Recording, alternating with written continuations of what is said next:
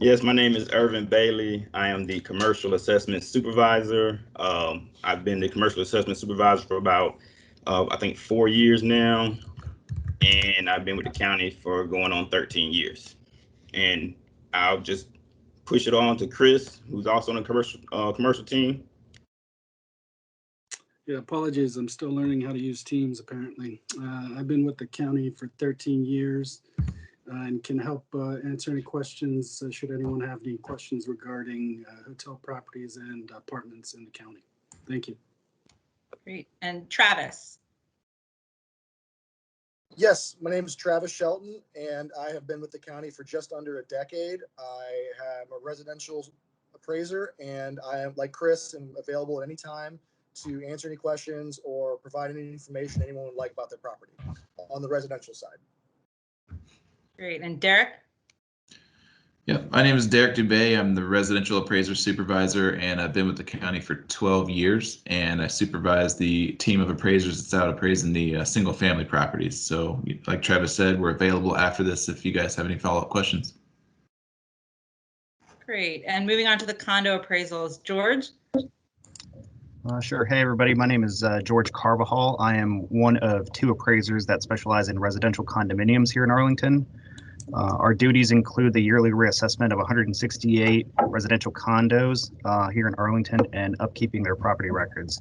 If you have any questions about your property record or just condos in general, feel free to give us a phone call. And Deidre, last but not least. Hi, my name is Deidre Kelly. I am the condo appraiser supervisor. I'm also the records manager. I've been with the department for a little over 23 years. I can answer questions regarding condominiums. We did not actually address all of the things that the records team is responsible for. So if there's questions about re-subdivisions, ownership information, change of addresses, anything related to property information, then we are the section's contact. So please reach out. Thank you.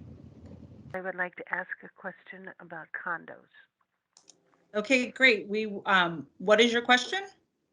Okay, so I bought a condo in Courthouse in 1991, and for at least the last 12 years, since 2012, which is all that's online, the assessment for the land value was stable at $35,400.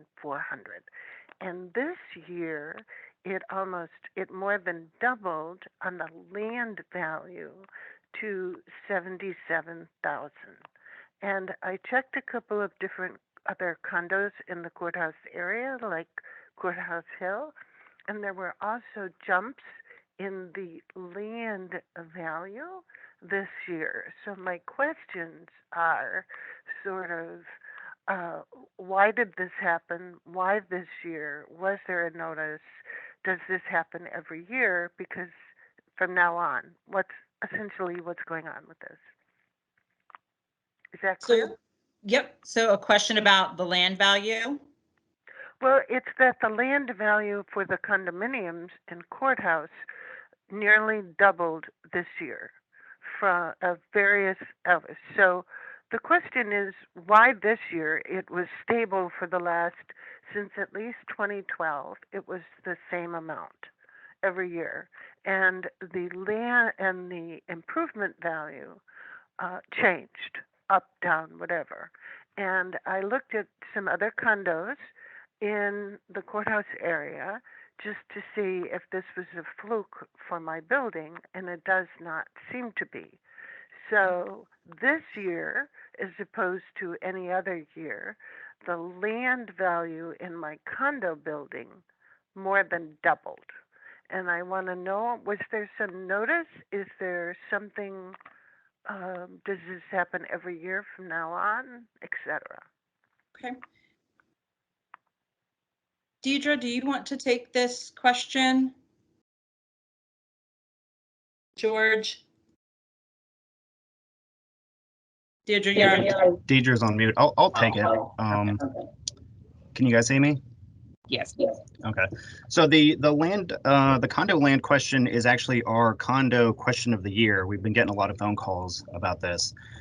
As required by Virginia law, the total assessed value of a condominium is comprised of a building component as well as a land component. As market value increases over time, so does land value. Every couple years, the land value is evaluated and updates are made. Typically, when you see increases in land value for residential condominiums, you should see a similar decrease in the building value. This is if there is no change to market value. If there is a change to market value in a year where land values are updated, the change in market value will be reflected in the total assessed value for the property. This year was the first time in a while that land had been updated for residential condominiums in Arlington. So many homeowners might not be used to seeing the land value reallocation.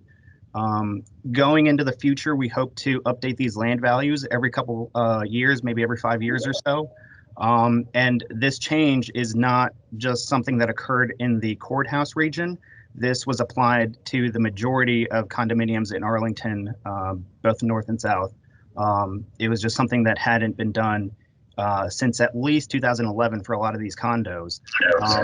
And the increase in land value for condominiums, like I said, is not so much us adding value to the assessment. It's more reallocation of the value, taking some from the building and putting it into the land. But overall, we're confident that our total assessed value has been correct the whole time. I hope that answers your question.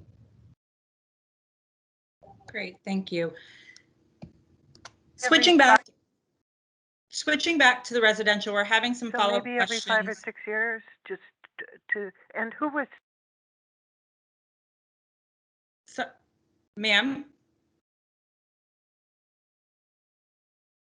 So we're going to switch back to the residential. We're having some follow-up questions on not quite understanding how the property assessments are done. So Travis, can you share a little bit more of that information or repeat some of the points that you made just to make sure everybody fully understood? Yeah, and specifically, just the meat of it, I guess, is what we should go over again. I'm sorry, so every year we use a multifaceted approach to derive a base value for each property. There's a base land value and there's a base improvement value. We use land sales inside and around each neighborhood to derive a base land value. And then we use a replacement cost new minus depreciation system to derive a base improvement value, which then is further adjusted if necessary based on an open market sales analysis that we do every year.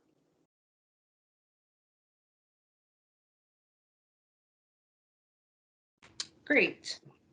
Thank you on that. And folks, if you do have questions on your personal assessment or your personal property, again, appraisers are welcoming those questions via phone. You can call the office there. The number is in the chat if you're in the Teams meeting. If not, you can call 703-228-3920 weekdays, and they'll go over your personal assessment for your property with you. And just a reminder, if everybody could turn off their cameras so that we are only showing the person who is speaking, that would be great. All right. So similar on the condo land question is we got a question about from somebody who says, I've not made any improvements to my home in the past year, so why did my improvement value go up? And I think, Travis, that's going to be for you again. Yes, it's a great question as well. So if during the sales analysis period for your neighborhood, the sales indicate that the LM, or what we call the location multiplier, needs to be increased due to trends seen in sales data, this may result in an increase in the improvement value. The more depreciation a home has lessens the impact of an increase of the location multiplier. Some of the older original condition homes in the county have so much depreciation, they may still see their improvement value decrease even with a positive change in LM. The location multipliers are derived from the market sales data and are applied to the cost approach value to ensure improvements and total assessed values are in line with the fair market values. Great. Okay, and this might be, a similar question. We just got a question in the chat. Again, it's a little bit of a follow-up on land, is how do you categorize land? Buildable land, land not allowed to be built on, potentially developable, development not allowed. How do you categorize different land? That's also a great question. And so the way we look at it is if a home has a pre-existing building or improvement on it, it's a buildable home site. We don't, as the county assessor's office, we don't assess to potential use. We assess every year, January 1st, as what physically exists on site. The base land rate is primarily valuing the home site, and then we value excess land outside of that home site value in a much lower value. Yeah, can I add to that too as well, Erica? I'm looking at the question. It says, how do you categorize land, buildable land not allowed to be built on? So in that, if there is a situation where there is a parcel of land that is its own entity and cannot be built on, you can actually go to zoning and ask for a letter of buildability, and they will provide that to you saying that you can or cannot, build on that lot itself. If a lot is unbuildable, it definitely gets a reduced rate. It goes to our more excess land rate, but that's determined by the zoning department themselves. Great, thank you. We'll put the number for the zoning and building in the chat as well there. All right, shifting over a little bit to commercial properties. We've got a question about a apartment property that has both market rate units as well as committed affordable units and how that is valued. Irvin, do you want to take that one? Sure.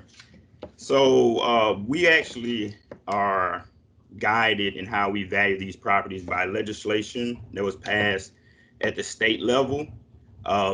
This code that is now in Virginia, in the Code of Virginia, gives us guidance on how to value these properties. So when a property has a committed affordable unit in the building, we have to take in consideration the restrictive covenants placed on this property.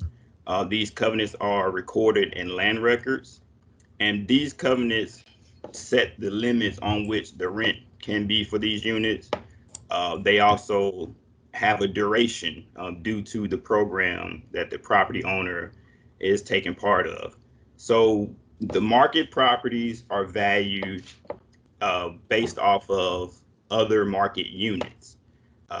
The committed affordable properties are valued based off of other committed affordable units, the rent restrictions that are in place due to the property owner being a part of this program. And the programs we're referring to are, they are part of the HUD program or the VHDA programs, where they set aside a certain number of units for low-income families. You can also go to our, hi Issa, can you turn your camera off, please? Yes.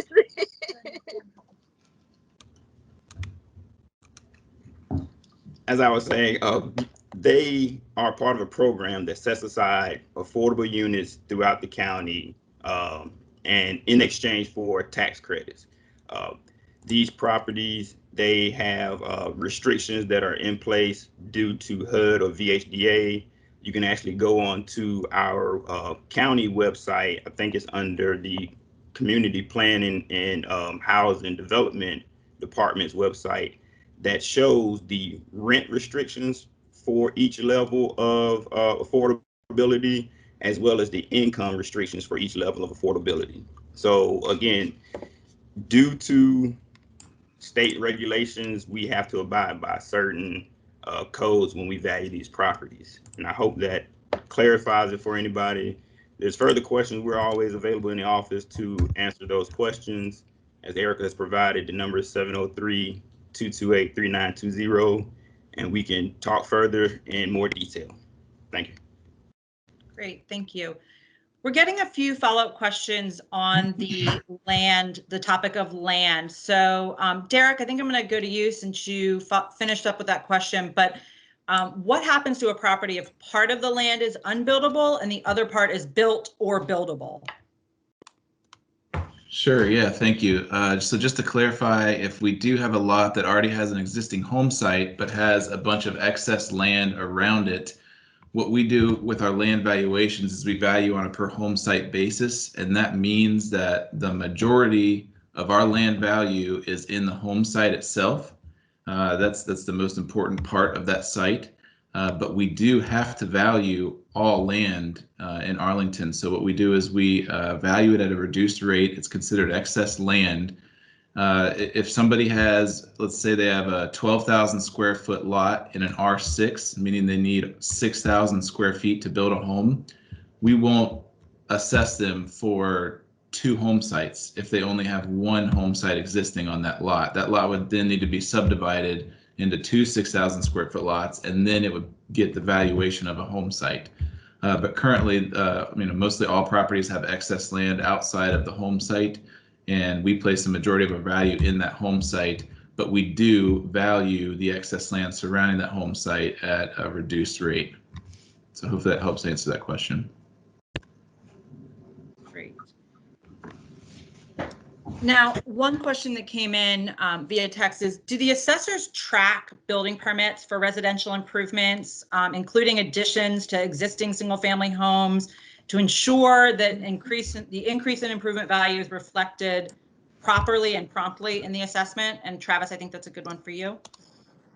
Yes, we get a permit list that is queued to us from the permitting department when things are finalized on the permit checklist.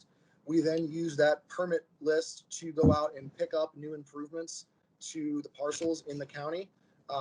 We always encourage homeowners that if they notice something that has not been added to someone's improvement, to let us know.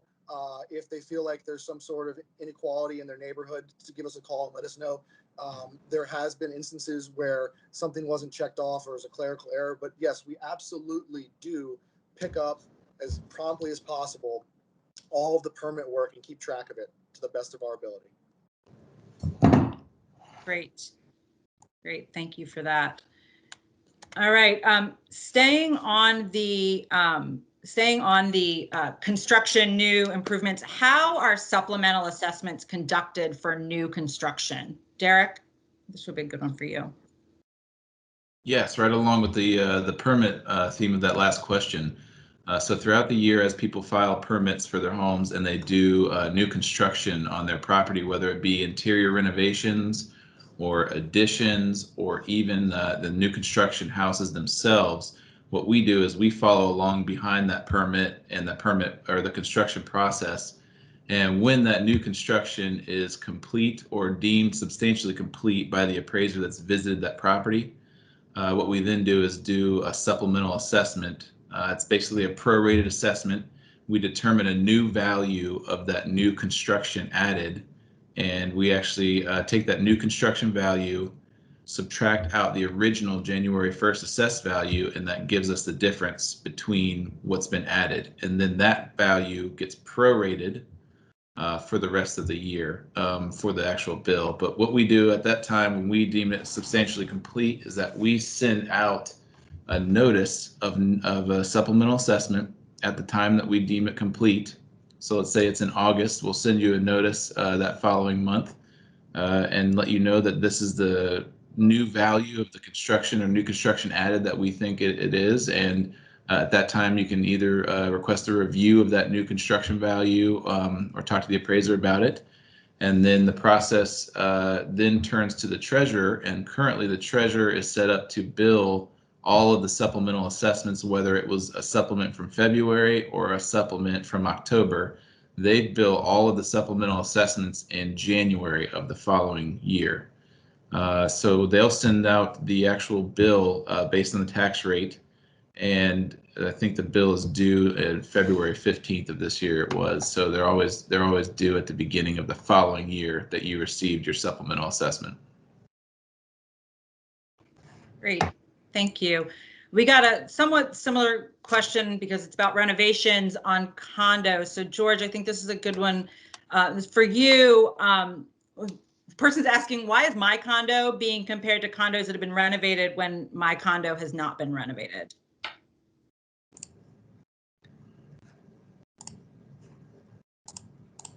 You're on mute. Sorry about that. Yeah, this is a common question we get a lot with condos. We usually see this question with older condos. In Arlington, we have condos that date back to the 1930s. When we conduct our sales analysis, we see all types of sales, both renovated and non-renovated units. After viewing many sales, it's easy for us to determine which units are still in their original condition and which have had slight updates versus major renovations. During our analysis, we analyze differences in assessment to sales ratio between renovated and non-renovated units to make changes accordingly. By determining which sales have been fully renovated and which ones are still in their original condition during the analysis, we can focus on not assessing all units to a level that is closer to those that have been fully renovated, while at the same time acknowledging that most units in a 1930s condo, for example, will have some slight renovations or updates from their original condition. This allows us to fairly assess all units within a project. In late 2019, we created a new condo survey letter that would be sent out to condo homeowners to gather information about renovation levels of their individual units. So far, we've sent out about 15 neighborhoods in 2020, and we've gotten a pretty good response rate. So for 2021, we plan to send out surveys to an additional 31 residential condo neighborhoods.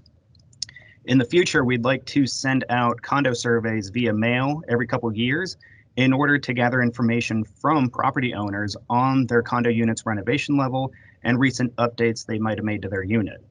Our assessments are only as good or as accurate as the information we have, so we ask that condo owners please take the time to fill out those surveys. And if they have any questions, as always, they can feel free to reach out to our office and we can help them with that survey. Great, George. We got a similar follow-up question. When you're looking at groupings for condos, one bedrooms versus one bedroom with a den, how do those relate? Sure. When we conduct our analysis, we break down the sales into different types. We put the one bedroom, we look at the one bedroom separate from the two bedrooms, and we have a pretty good idea of what the inventory is in a particular building. When the building is first established, the builder submits to us an inventory identifying which units are one bedroom, which are one bedroom with den, which are two bedroom, etc. When we conduct our analysis, if we see that the one bedroom with den units are doing something different than the one bedroom without den units, we'll make changes accordingly. It really depends on the building. In some buildings, units with dens are really desirable because they'll finish the dens and sort of use them as a second bedroom. In other buildings, maybe the location is so desirable that it doesn't really affect the market value. It really depends on the unit and where it's located. But if anybody has a specific question about their unit or about their building, again, they can feel free to reach out to us. Great, thank you. And this may be, George, for you, or Travis, it may be back to the residential, but we have a question in the chat. In terms of looking at data for comparable properties, to what degree do the age of the or quality of the interior finishes factor into the assessment? This person has a condo, but it may be appropriate for residential as well. Just to speak quickly for residential, that's where our quality and our effective age would take all of that into account. And specifically in heterogeneous neighborhoods, you would see very different qualities and effective ages for each individual parcel, and that's how we would account for that. And I'll let George speak to condos. Yeah, I mean, it's something definitely we take a look at for condos. Obviously, we know when the building is newer, most units are going to be the same. As the building ages, more people are going to start remodeling and updating the interior of the units. So when we do our analysis, like I said before, we identify which units have been renovated and which ones have not. And we look at the differences in market value between those two. If we see that the majority of sales are coming in as fully renovated units, we're not going to increase our values to match everybody's assessment to a fully renovated unit. The older the building is, we have to assume that the units have some level of remodel. So we'll take that into account. But if a building's older and the majority of the sales are fully renovated, the sales that are coming in, we'll bump our assessments up, but we won't exactly bump them up all the way so that our assessments reflect a market value of a fully renovated unit. Great, thank you.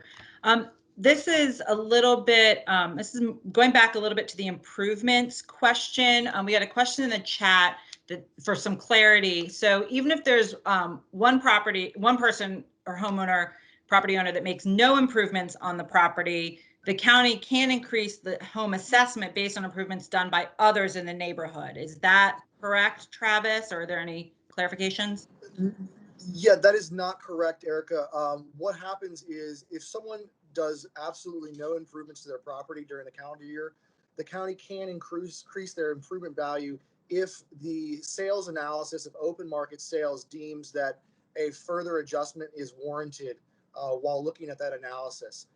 If someone else in that neighborhood does improvements to their home throughout the year, what we do is when we're queued to come out by tracking the permits as spoken about earlier, we will come and update that property's record to make sure it's updated and accurate. So in conclusion, no, we do not raise someone's improvement values based on improvements done by other properties in the neighborhood. And to add to that, Travis is a good answer. To add to that, he spoke about how we use the cost approach, less depreciation. And one thing we've seen a lot of the past couple of years is the cost of materials going up. And we have to account for that as well. And whenever market is appreciating, such as Arlington has been over the past few years, not all of that appreciation is realized in the land value. And therefore, we have to make sure that our total values are in line with fair market values. And to do that, we have to either adjust land or improvements. And a lot of the increase has been in the land that we've seen on the residential side, but we also will make adjustments to improvements as well, even if nothing's been done to the property. Great. Thank you. And sticking with residential and things that might impact your value, we got a question via text message. Somebody who just bought a house and moved and has been shocked by how the airplane noise is, and they were wondering if assessments consider outside impacts on a home's value. We absolutely do, and with any other outside impact that might potentially affect a home's value, we look for that effect in this open market sales data. If we see trends developed in the open market sales data throughout a sales analysis period, we will then create a study to further look into that and make adjustments that are warranted. If we don't see any sort of market impact by those outside influences, we will not be making any type of adjustment in the assessment. Great, thank you. We do have a clarifying, maybe we can do some clarification. Somebody's saying if the value of the land is increased by the value of sales, so most sales are impacted by improvements in the first place. Can you parse that out for us a little bit? So most, can you repeat the question again? I just want to make sure I understand.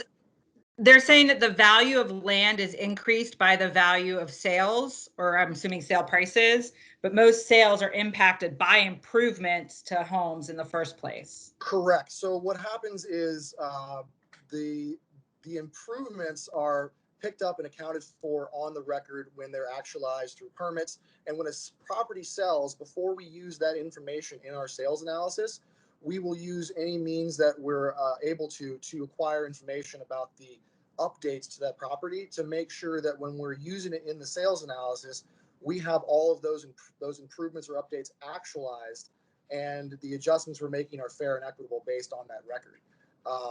The land is used, we use a separate set of sales. We don't use necessarily the open market sales that you would see on MRS. We generally use land sales, which can be on the open market, but generally are off, and they're where we find that a developer or a new owner is purchasing the property strictly for the use of the land and has no interest in using the existing improvement on the land. Since we're coming up on 15 minutes left in our allotted time, I want to make sure I'm getting to a lot of the questions that are coming in about the appeals process. So can we talk a little bit, and I'd like to maybe talk about it, I don't, if it's different on the commercial and the residential side. So if somebody could please take the lead in explaining how the appeals process works. Take that, Erica. Sorry. So there is not a different process for filing an appeal for residential commercial. We do ask that you reach out to the Department of Real Estate Assessment so we can drop the phone number and the email in the chat to reach out to the neighborhood appraiser and first discuss your assessment. The first level appeal for those that choose to file the appeal and don't agree with the value that's there is for the Department of Real Estate Assessments review. That's the first level. It's with our department. You submit the application. The deadline is March 1st. The process for that is once you submit the application, the appraiser for the neighborhood will reach out to you. They will set up a time to discuss the assessment to ensure that all of the information that you want to have reviewed in that departmental review is included in the appeal. They will review the information. If you want the appraiser to inspect the property, although there's some COVID restrictions now, we are taking photographs, looking at the property items that are submitted virtually. We can set up a physical property inspection if the property owner desires, and we will include that information in our review of the property. After the appraiser reviews the information, they make a determination as to whether the value is correct or accurate, and they will send a letter to the property owner. The property owner then can either, if they agree with the determination, they can then there's no further movement in the appeal, or they can appeal to the Board of Equalization. That will require a second application. That application deadline is April the 15th. That is to the Board of Equalization. That's a panel of Arlington County citizens that will hear your case. Those cases typically begin in May or June of each year. You will appear before the board to present your case. The county will present their case, and then the Board of Equalization will make a determination on the value of your property. That is separate from our office. So any decisions that are made by the board are only effective for that particular year. In the event that the property owner is not satisfied with the decision that the board has made on their property, they can then they can then go and file suit in land records at the Arlington County Courthouse. Great. Thank you. I want to go back to a couple of questions that we have seen in the chat. And Derek, this first one is going to be for you. What is the impact on properties where maintenance is not done and county code enforcement regularly cites the property? That the person saying that doesn't seem to factor into the assessment, but can you explain or talk a little bit about that? Sure, yeah. So this falls directly into our cost to replace that specific structure. What we'll do is we'll come out, we'll inspect that property, we'll look at the condition of the property, and we'll take into account any deferred maintenance or items that are actually beyond deferred maintenance, such as code enforcement gets involved. There could be an issue where the improvements have just been dilapidated, and that can be taken into account on the improvement side in our cost approach. But it's definitely property specific. It is considered, each property can be reviewed, and the condition can be looked at and considered. And does that have any impact on surrounding properties? So if it's one property in a neighborhood or on a street, does that have any impact? It doesn't necessarily have an impact because it's an issue that can be resolved. And we get this question a lot whenever somebody tears down a house and they call us and say, hey, I have a construction site right next to my property. It's something that is considered as a temporary state, and it can be improved or corrected and should be improved or corrected when it comes to deferred maintenance. but it is very property specific as far as devaluing that specific property, but not the properties that surround it. It would definitely have to be something that was permanent and reflected in the market data, which is the sales coming in. Okay, thank you. And I'm going to stay with you, but it might be a question for Travis. A question in the chat of, do you take into account the value in valuing townhomes that they can't compete necessarily with neighboring detached single family tear down, the ones that end up larger and have lots of yard and things like that?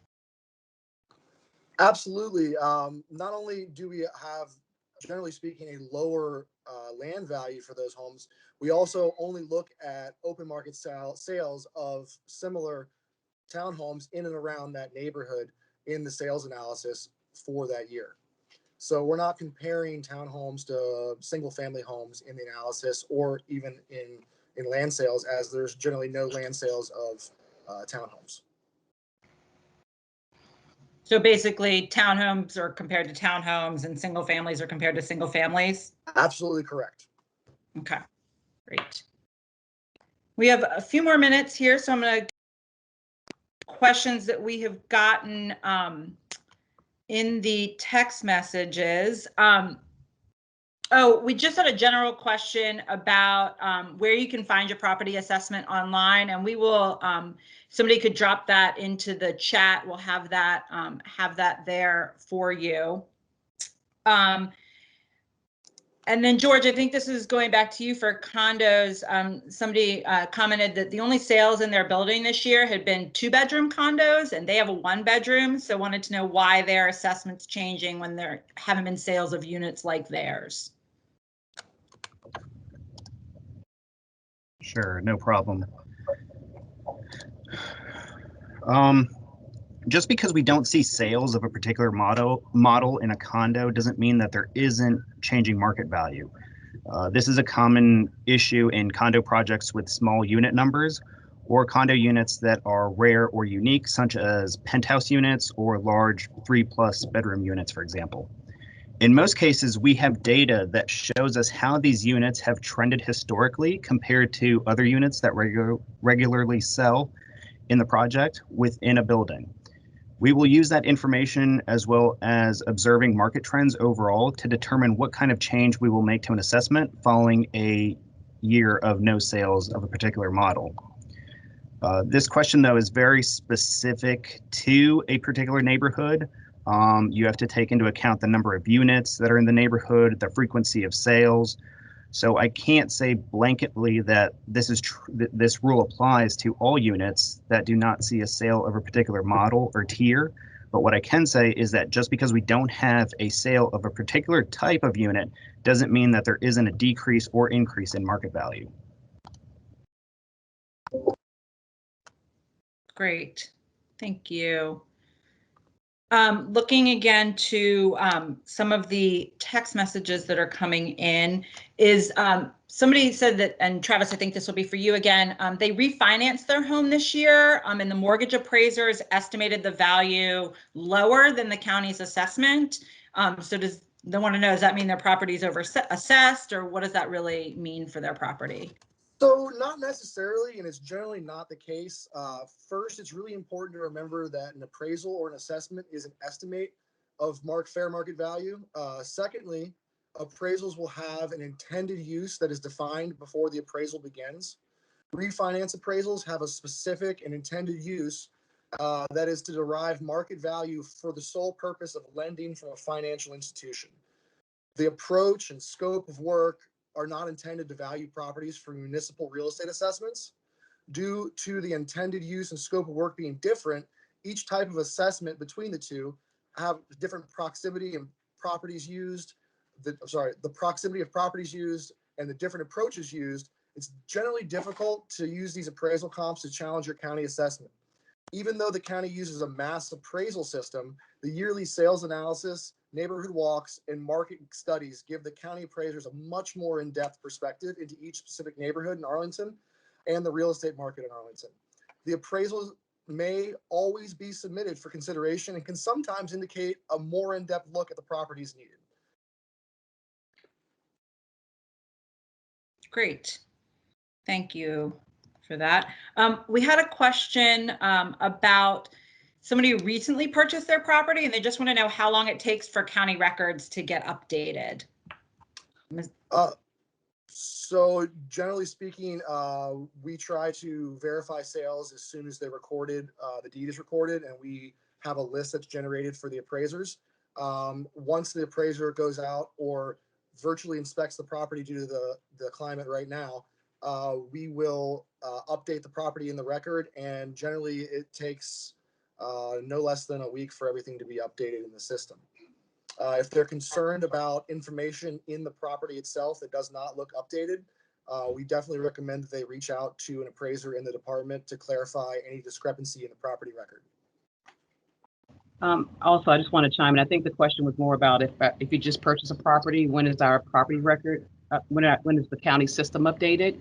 And that is, it takes at least 2 weeks after the recording for the property record to reflect the new ownership information. Just wanted to put that out there.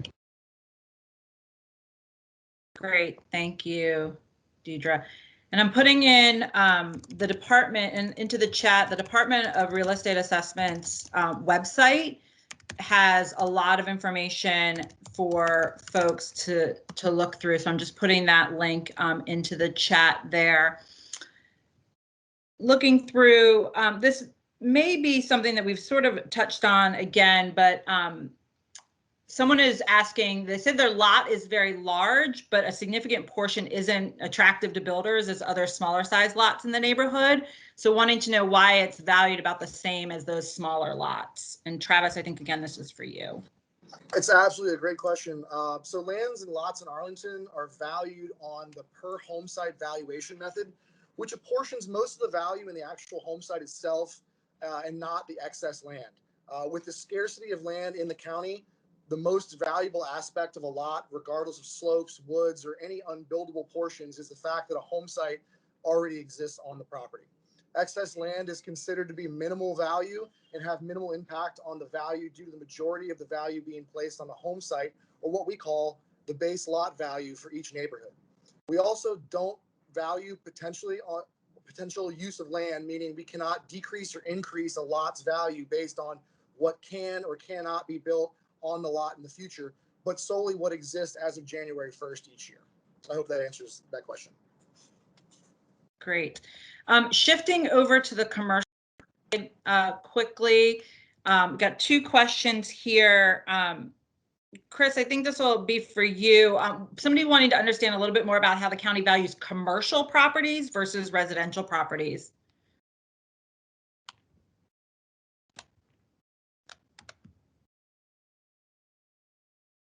Did we lose Chris? Irvin, do you want to maybe take this? Sure. Commercial properties, most commercial properties in the county are income generating properties, and there are three approaches to value that we undertake when we appraise commercial properties as well as residential property. The approach we mainly use for commercial is called the income approach, and this is where we take in consideration the anticipated income that the use of this property can generate in order to derive a value. Some properties in the county, such as new construction and a few of the general commercial property types, are valued on a cost approach. These properties don't generate much income, or we don't have any sufficient income data for these properties. So we value them based on the structure and the cost to replace those structures, similar to what we discussed with the residential section. We value the land based off land sales that occur in the county and make adjustments to land. And when the property, again, is valued on the cost approach, we apply the cost value to that land value to come up with a total value. That is why we request income and expense information for commercial property types to assist us in studying the market data for commercial real estate in Arlington County, and then using this data to value commercial property types each and every year. The income and expense income and expense questionnaire request is sent out in January, shortly after the assessments are mailed out each year. We ask that property owners submit this income and expense information to our office by March 1st. This allows the department time to enter in all the income and expense information that we receive from participants. And then we later analyze this data to develop what's called our commercial guideline book. This year, the commercial guideline book is available on the county website for any and everybody to view. Typically, agents and commercial owners would request a copy of our commercial guidelines. And so we're trying to make it more accessible to everyone. And now we're publishing this document on the website. We go over the statistics such as the rents that are achieved for, say, apartment units, the expense rates incurred by property owners for office and commercial guidelines and all commercial units, commercial property types. I think that pretty much answered the question. I did want to try to just let people know a few of the deadlines coming up, and just also they can access our, again, commercial guideline book via the webpage. Great. And yes, some of those guidelines are, you asked for the income and expense questionnaires to be turned in by March 1st. And then you also, March 1st is also the deadline for your first level appeal, that department review of any assessment that you would like.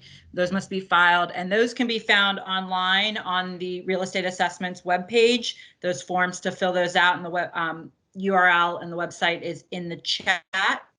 And then April 15th is the deadline to appeal to the Board of Equalization, which you can go straight there, or that's a second level of appeal if you've gone through department review and still a couple. We're just about to finish. One of the things I'll ask the team to do last is to come back on and introduce themselves. We had a lot of people join after we did panel introductions, so just to make sure everybody knows who they've been talking to. And a last question that came in that maybe Derek or Deidre, maybe you take this. Does the county budget have an impact on assessments? Yeah, that's one I can jump on. We get that question a lot, given COVID and budget concerns and everything that's been going on. It certainly does not have any impact at all on our assessments. We conduct our assessments based on the market data, and we present all of our assessment data as of the first of the year, and then the county board looks at the budget and makes a determination after the fact. So.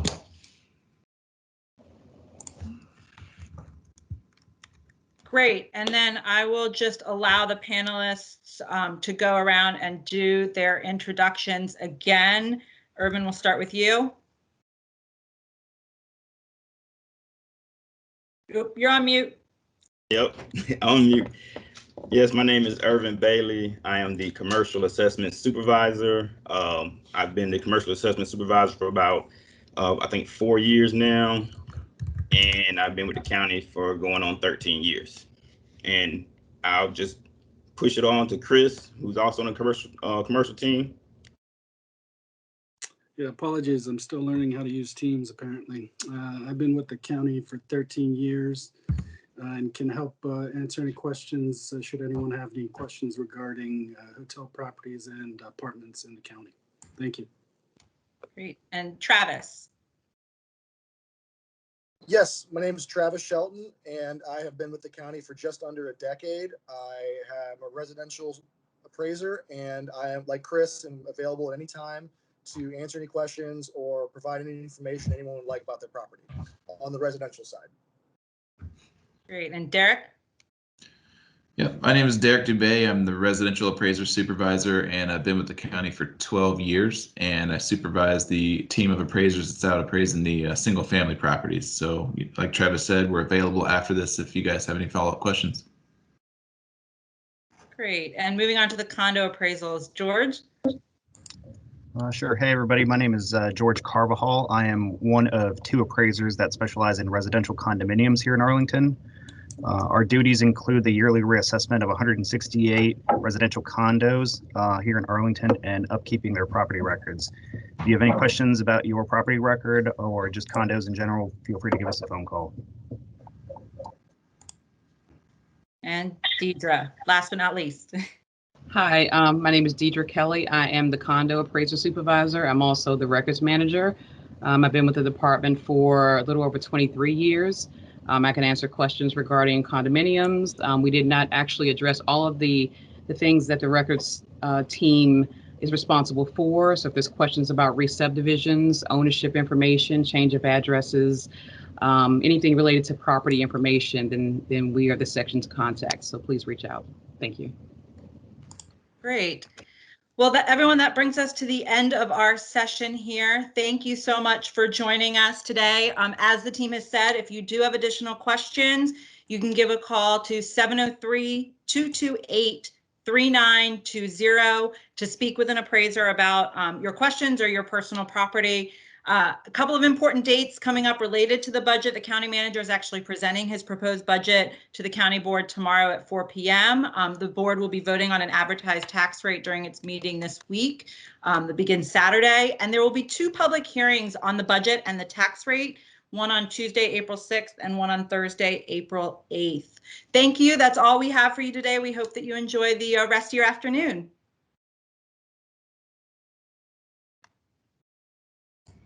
Thank you, everyone. Thank you.